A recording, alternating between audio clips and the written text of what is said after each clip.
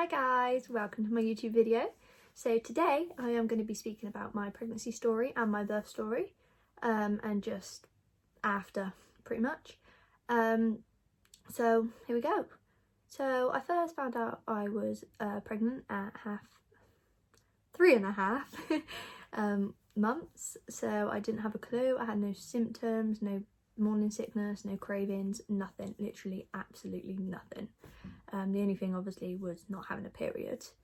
I basically, how it all started, I went to work, went to the shop after work, bought a pregnancy test, came home, did the pregnancy test, left on the side for it to develop and tell me the answer, which it never did, until I went to my mum's house for the weekend, and my friend who I was living with at the time went in my room for some reason, and saw the pregnancy test, and she looked at it, which doesn't bother me at all, and she texted me that night and was like, look, we need to talk. I was like, okay, random, what do we need to talk about? And she was like, the test. And I was like, okay, what do you mean, like, what's wrong with it? She was like, it's come back positive. I was like, okay. My heart dropped, and I kid you not, it dropped. I was scared. I didn't know who to speak to. I basically shit my pants. It was such a nerve-wracking thing for me. I never thought it would happen. Yeah, I should have been more careful, but I never expected this to come. So I was just like, okay, and moved on to the next day.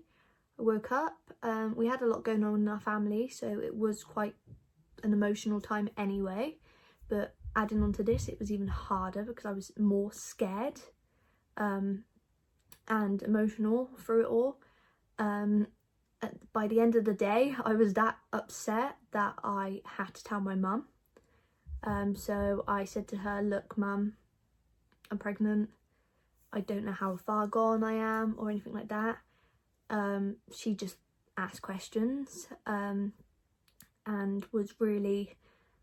she was angry, but she dealt with it in a good way. She wasn't screaming at me, shouting at me. She was like, look, we'll sort it out. A couple of weeks down the line, we phoned the abortion clinic because that's what I wanted to do. We rang them, we booked an appointment to go and speak to them. So we went there, we spoke to them, we had an appointment booked for the abortion.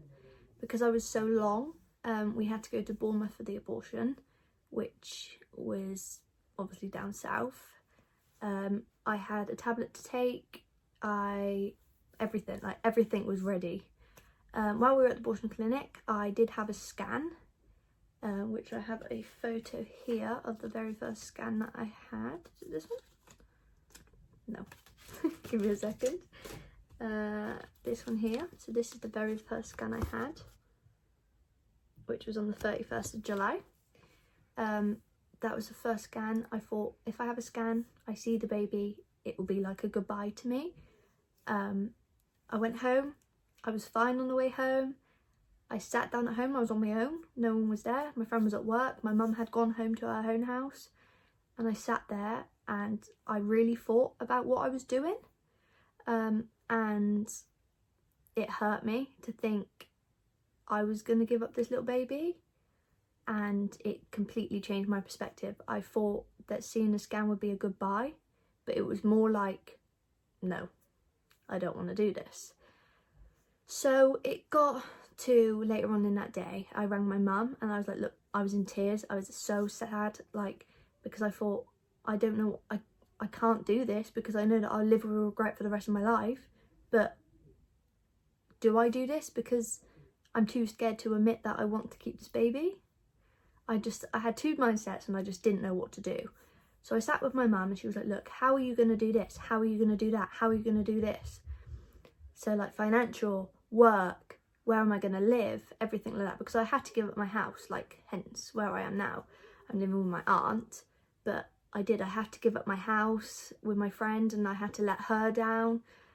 I can't go to work at the moment because that's just me. I am on maternity leave at the moment, so I'm not planning to go back to work anytime soon. But I'm just, at the moment, I want to go back to work. I really want to go back to work, but I'm still just undecided what I'm going to do. So I have to give up all of that. My finances are perfectly stable at the moment. I'm not struggling at all, which is good. I'm managing to get milk, nappies, everything like that. So that's a lot better. So I didn't have, like, obviously I had to worry about that because that's one big thing that you need to have money for your child, like, and stuff. And my family are so supportive. Like, my mum always helps me out if there's, like, especially in the condition we're in now with the lockdown, if I can't get out to get milk and there's not milk in the shops, my mum will always make sure that she can try and go to every shop she can go to get milk. So, like, my family are so supportive of it all. At the start, it was hard for my family. Like, me and my mum, we did fall out. Me and my dad, we fell out. But it's because they wanted more for me. They didn't want me to be like them, because my parents were young when they had me. So they didn't want me to be like that. They wanted more for me. They wanted me to go travelling, which I wanted to do. They wanted me to work abroad, which I also wanted to do. They wanted me to do things that they couldn't do because they had me. So I understand where they come from completely, and I know it was very hard for them, but we're in the situation, and that is what I wanted to do. I didn't want to give up the little baby, so I didn't. We had our 12-week scan, which was our very first scan, because obviously we missed the ones before, which is to see if the baby's healthy, and they do all the tests. All of his tests came back negative, so that he wouldn't get, like, Down syndrome or anything like that. So they all came back negative. He was healthy, he was growing well. We did have a deterioration, like, mid-pregnancy, where he wasn't growing as much, but I think that was, no offence, due to the midwife, because one midwife would measure it too small, and then I'd have to go for a growth scan, but the growth scan was absolutely fine, and the measurements at the hospital was absolutely fine. So that was a bit, like, scary. And then at 20 weeks we found out the baby's gender. So it was a bit, like, dead between the 12-week scan and the 20th scan. We found out the baby's gender. I was determined it was a little girl because all my family are girls. We have my mum, her sisters, 2 sisters. My dad's side, he has 2 brothers and a sister. My nan has 2 sisters and 2 brothers. So there is mostly girls. So I was determined it was a girl. We went to the scan. I was hoping it was a boy. I was, like, praying for it to be a boy because I've always wanted a little boy. If I had a child later on in life, I would want it to be a boy as well, so it doesn't change. And we went there, went to the scan, and he was a boy. We went there. My mum cried. She was over the moon. She was like, oh my god, this is amazing. I was more in shock that he was a boy because we've never had boys in our family before, so we were just like, whoa. So that was that. That same night I found out the gender. We had a gender reveal at my work where we just had a meal with some of my family and friends, and me and my best friend, who is also my child's godmother, we popped a balloon and it brought a load of confetti. I'll insert a clip to that day. Go.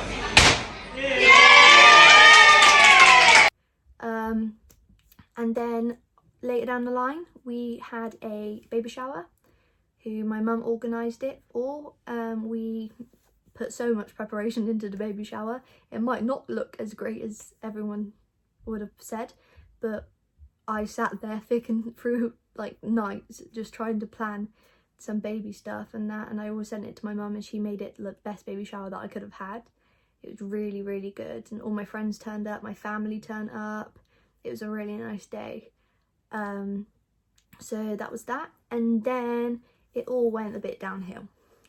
So from 36 weeks I started getting really itchy on my feet and my palms and my hands, and we had a midwife appointment. So we went to the midwife appointment at the same time as this is when his growth was like plummeting, so we had to have more growth scans.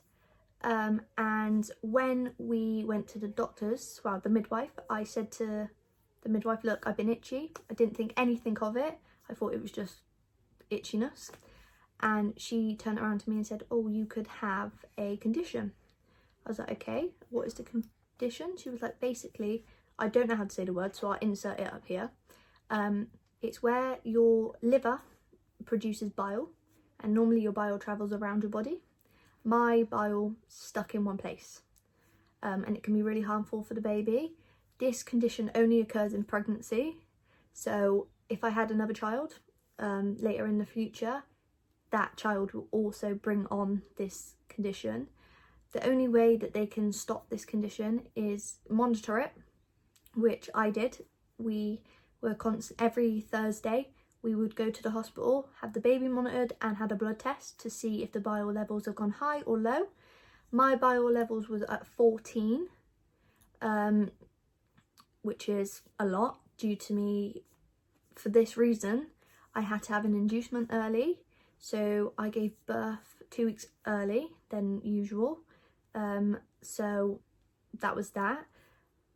I did originally have an induced date for the 7th of February this year, but my induced date was then moved forward to the 18th of January. So there was quite a bit of a difference. We did what we could. We were prepared. We tried to bring on labour earlier, which sounds bizarre because he was an early baby anyway. But we did what we could, and that was the only thing we could do. So I was glad that I had an induced date because I knew that my baby would be coming that weekend and not unexpectedly when I didn't know. But at the same time, I was scared. My mum was never induced, my auntie was never induced, so I don't know about the inducements. We went to the hospital the day we were said to do, and they told us we are not leaving this hospital without a baby. So we went in on the 18th of January, and we basically went in, got induced. So the way that they induce you, there's 4 different methods. I only remember 2. Right, so this little monkey's woken up from his nap. So basically, hey, you want to look at the camera? There you go. So basically, yeah, we went in on the 18th, we got induced. There's 2 methods. They have the method which is like a tampon, which they put up your nunny and it starts off the process. And they also have the second method, because if that doesn't work after 24 hours and it doesn't bring on your labour, they will put a gel up there and hope that work. And then there's 2 other methods, but you can look them up online because I'm not too sure about them too. So that was that. I took the first method with the tampon looking thing up my nun, and basically you put it up there, they check your dilation after so many hours, it starts all your contractions, everything. I will put in a clip of when my contractions were going and how high they were. You tired? And then after that we got moved into delivery suite because the White Horse Birth Centre wouldn't have me because I was induced, so I had to go to the delivery suite, which I was gutted about. I really wanted to go in the White Horse Centre, but it wouldn't happen.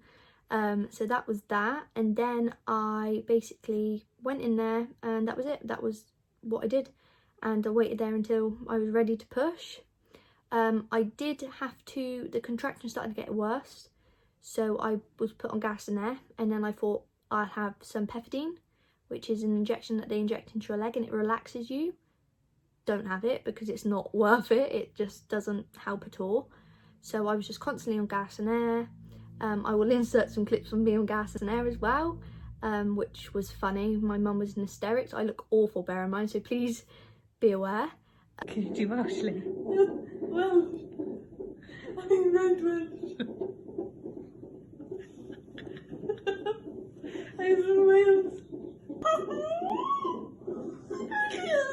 That was that. I had to get my waters broke, so that was scary as well. It's a horrible sensation. So I was taking the gas and air in, and they were putting something up my nun, it's like a hook, so they hook the sack where the baby's in, and it just gushes out. It feels like you wet yourself without even knowing. Like, it's an awful feeling, but that's how it feels. So I had that done, and then after that, it was a couple of hours later. So this was on the Sunday, so we went in on the Saturday, didn't have my waters or anything broke until the Sunday. And then later on that night, I felt I needed to push. I was ready, everything like that. It took me an hour to push and nothing was happening. His head wasn't coming out. I just could not get his head out. So in the end, they did a cut down there, which once again I had gas and air for, because I cannot do that while being awake. Well, I was awake, but like without being high, let's say. So I had gas and air for the cut, and as soon as I had the cut, he flew out. His head was out within seconds of the cut, and he literally just came out, and he was born at 3:17 on the 20th of January. After that, we just stayed in the hospital for a bit. We were going to be moved back to the Hazelwood, because normally you're meant to be in hospital for so many days after you've had a birth. And unfortunately, it was so busy in the hospital, we couldn't go back to the Hazel ward. So we were stuck in delivery suite all day. Some of my family came up to see me, which was really nice. And it was really good. My midwife was amazing through it all. She thought I was hysterical with the gas and air and stuff like that. It was really, really good. Like, it was a very good experience. The only downfall was when we came out of hospital. We basically were out of hospital for 2 days. Our midwife the first day came and saw us. No doubt to the midwives, I think they're amazing. The job that they do is amazing. But the first midwife we had wasn't very good. She never checked my stitches, because I had to have stitches from the slice, like the cut.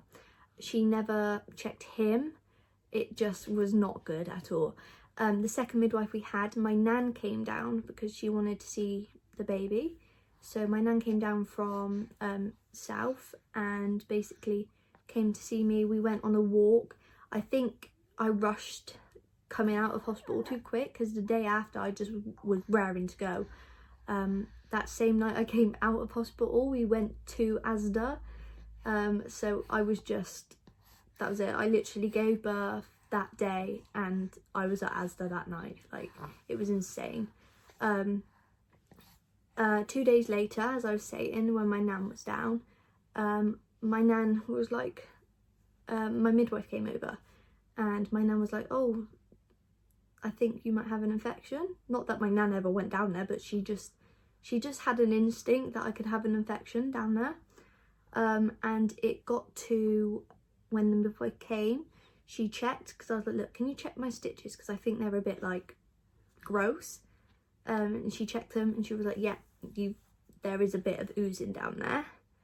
This is just getting into too much detail, but I'm just going to be honest with you. There was oozing in my stitches.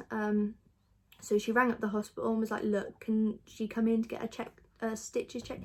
He had some jaundice, so they wanted to check him as well to see if he needed treatment for his jaundice, which he didn't, which was good. And then it came to going to the hospital. He was all checked, he was fine.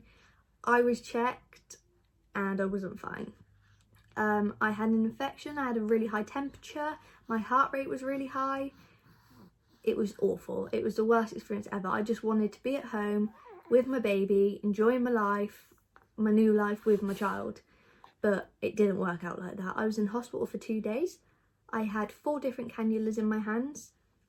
One of them cannulas collapsed in my vein, which I didn't get changed. I told the lady who was looking after me that it was done at 4 o'clock in the morning. She did not change it until 6, and it was a different lady who changed it, because I had to re-mention it, which I was quite gutted about.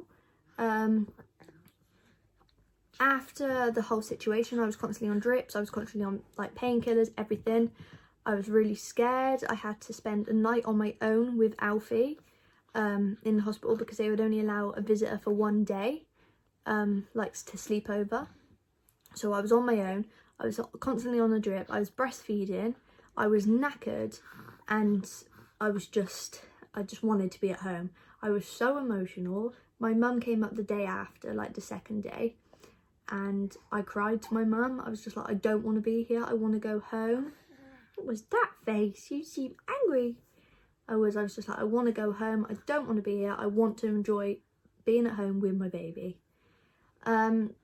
So after all that, at the hospital, we got his photography. They do like a photography session that you can get for free, which is really good. I'll insert some clips of that.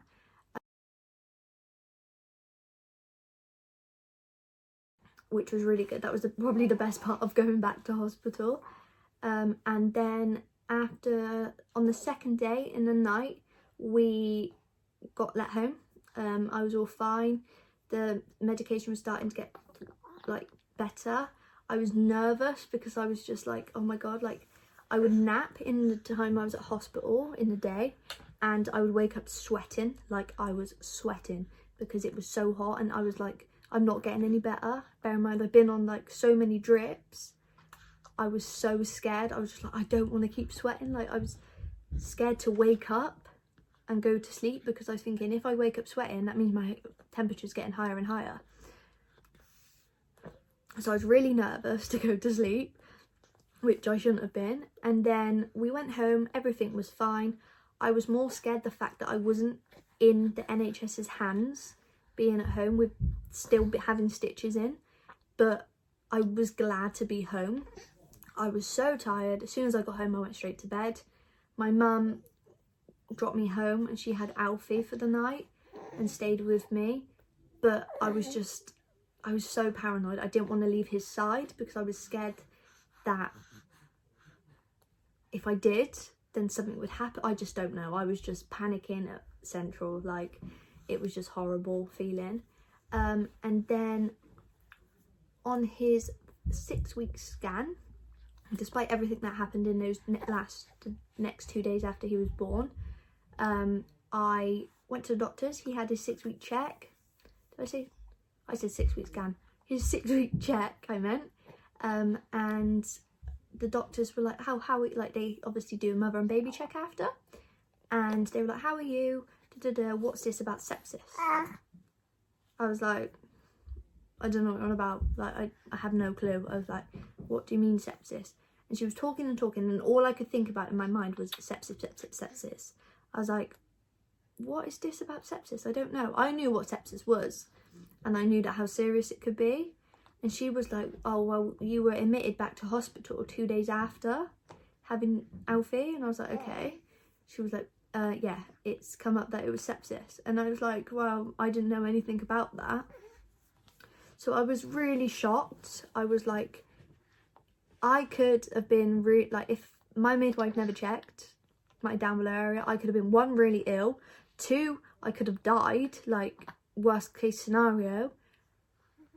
It just baffled me. I was just like, why did they never tell me? Like, they never told my mum or anyone that came to visit me. They never told me. They just said it was an infection. And I know that sepsis can be caused, like, is an infection, but sepsis is more than that. It's an infection in the blood. So it scared me because I'm like, I didn't know anything about it.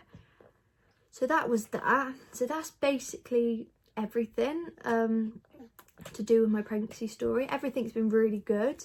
And obviously with the lockdown, it's great. Like, we get to spend so much time together, and that and he's just growing every day. Like, I will insert pictures from before, like obviously when he was first born, and now, and you can see the difference. It's just insane. Like, it's absolutely insane how big he's got. Oh, where are you going? And the fact that he's like, I can just watch him grow every day, and like his smiles, everything. He's such a happy baby. A lot of people at the moment are quite judgmental about it, towards me and the whole situation of how it started. I am a single parent. His dad is not in the picture at all.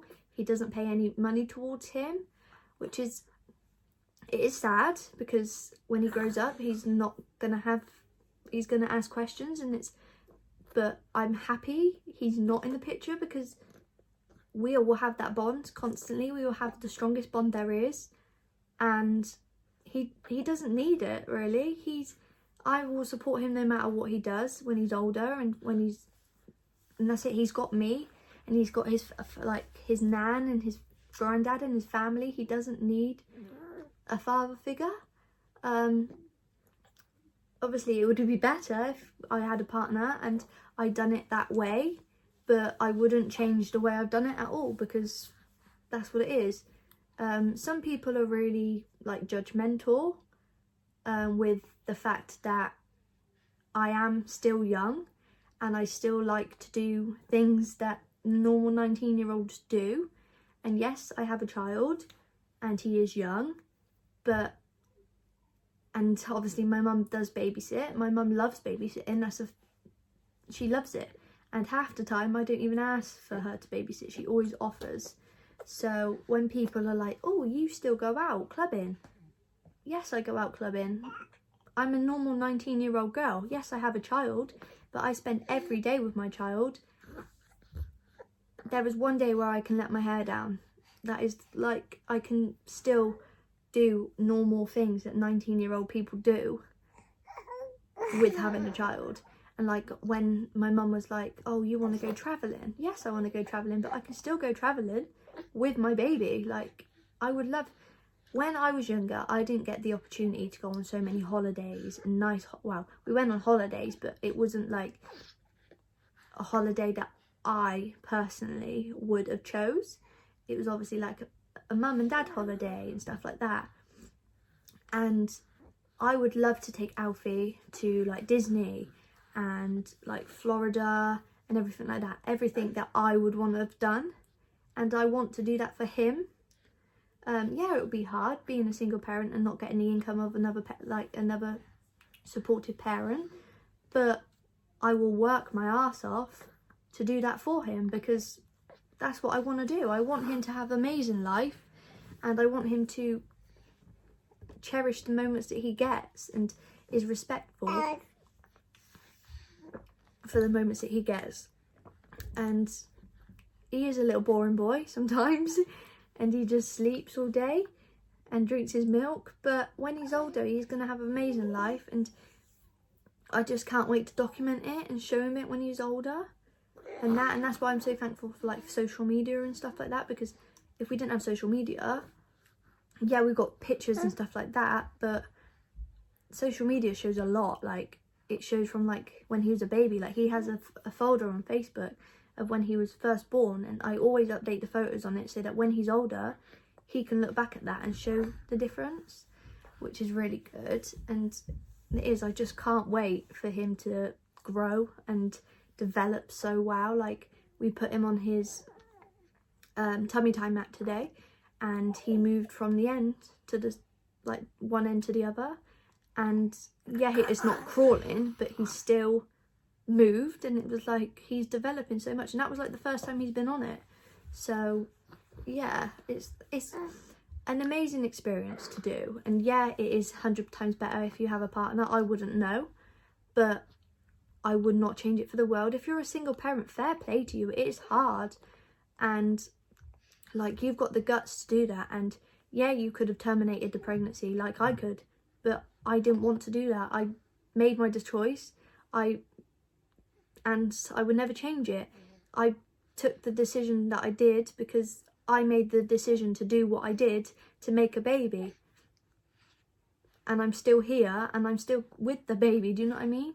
And there's people that do that and just don't take it into consideration, which I think is tight, but that's their choice. I did have some questions that were asked on Instagram. There's only a couple that I want to just go over, and that is how is it being a single mum? and if I haven't developed that, I'm just going to develop it on here. Basically, being a single mum is hard. It is very hard. You do everything on your own. There's only you. But if you have a supportive family, it's easy. Like my mum is there whenever I need her. If I call her, she's there. Like, she is the most supportivest person in the world. And she's just so good. Like, if I need a break, she will take him and stuff like that. And it's amazing, like, how supportive my family are. It is, I can't believe it. And when, obviously, I found out I was going to be a single parent, I wasn't bothered. I was like, no, I've tried with his dad. I have tried and tried and tried.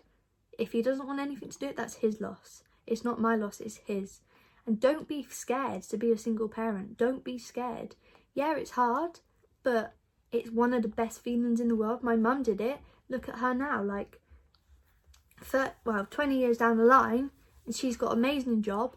She's living, like, yeah, you don't get to live your life when you've got a child, but she's living her life now. Yeah, she's old. Well, not old, but she's older. She can do what she wants, and that's the thing. And, like, yeah, you're tied up, but you can still live your life, and you shouldn't be afraid to live your life. And that's why, like, when people are there and they're like, oh, you go out, I'm still living my life. I have a child, but I'm still living my life. And it's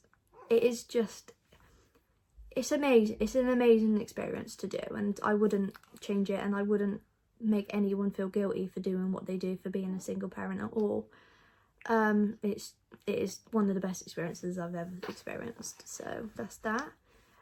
Someone asked about if it was a girl, what girl's name would you have? One of the names I chose was Layla. I really like that name. I think it's a beautiful name. And another name that I really liked is Indigo. I don't know why, it's just unusual. When I chose Alfie's name, Alfie was not the first name that I chose. I did choose Arlo, Reggie, and Noah was another one, and Theo. So they were all names I chose, and I never stuck with. So no matter what name you choose, it won't, you might really like the name, but it might not always be the name that you choose. So don't worry about it. Another question that I get is, what do you do, like, on a day-to-day basis, like with a baby? So we wake up, we chill in bed for like an hour or so. He'll probably go down for a nap after that. He'll have his bottle, obviously, in that time. And then I will get ready, do what I need to do his bottles, everything like that. He'll wake up for his nap, feed. We have some, like, playtime, tummy time. He plays with his toys, stuff like that. Yes, I do put my baby in front of the TV sometimes. Not to watch things that are not, like, educational. I know it's, like, sounds silly, like, he's a baby, he won't learn anything. But babies do pick up stuff. Hey! Yeah, babies do pick up stuff, and they will pick it up. So it's nothing to be ashamed of to put your baby in front of the telly. So that's that. Look at his little jammies. Yeah, that's basically it today, guys. Thank you for watching. It was something that really has brought to my attention that a lot of people want to know what my pregnancy story is, and what happened when I gave birth and after. I really hope you enjoyed the video. Please like and comment any other questions that you have, and I will do them in a different video and save them. But yeah, we just want to say thank you very much for watching. And yeah, that's it. Whoa, what's that? What's in your nose? Thank you.